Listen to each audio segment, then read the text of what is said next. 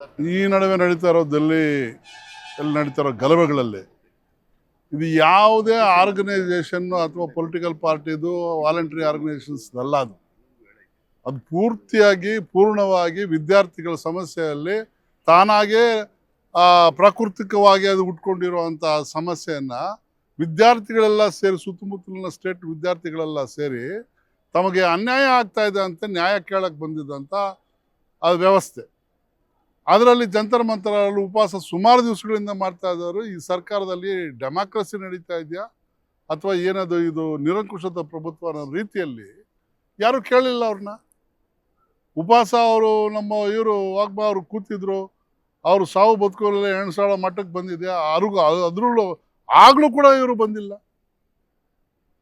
ಇದೇ ಜಂತರ್ ಮಂತರಲ್ಲಿ ಅಣ್ಣಾ ಹಜಾರೆ ಅವರು ಮಾಡಿದಾಗ BJP ಅವ್ರು ಬಂದು ಅವ್ರ ಜೊತೆಲಿ ಸರ್ಕೊಂಡು ಹೈಜಾಕ್ ಮಾಡ್ಕೊಂಡದ್ದು ಹೊತ್ಕೊಂಡು ಹೋಗ್ಬಿಟ್ರು ಅವ್ರನ್ನ.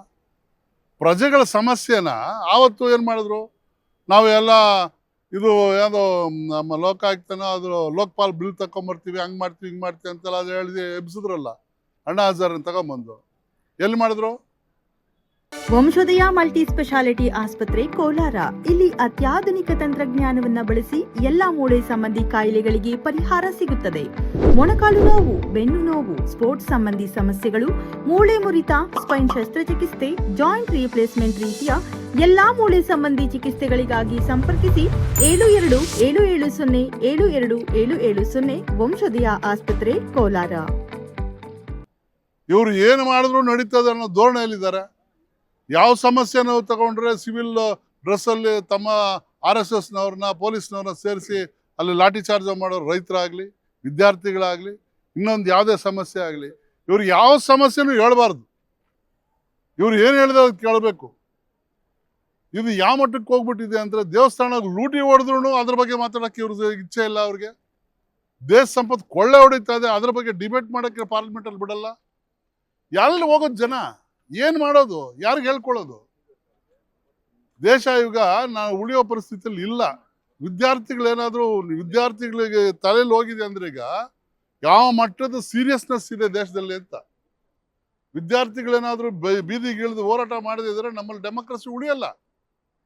ಅದು ಪ್ರಾರಂಭವಾಗಿದೆ. ಈಗ ಡೆಲ್ಲಿಯಲ್ಲಿ ಪ್ರಾರಂಭ ಇವತ್ತು ಮೂಲಮಲೆಯಲ್ಲಿ ಶುರುವಾಗ್ತದೆ. ಇದು ದೇಶ ಉಳಿಬೇಕಾದ್ರೆ ಡಾಲರ್ ಬೆಲೆ 72 ರೂಪಾಯಿ ಇತ್ತು, ಇವತ್ತು 107 ರೂಪಾಯಿಗೆ ಹೋಗಿದೆ. ಕೇಳೋರಿಲ್ಲ, ಡಿಬೇಟ್ ಇಲ್ಲ ಅದ್ರ ಮೇಲೆ.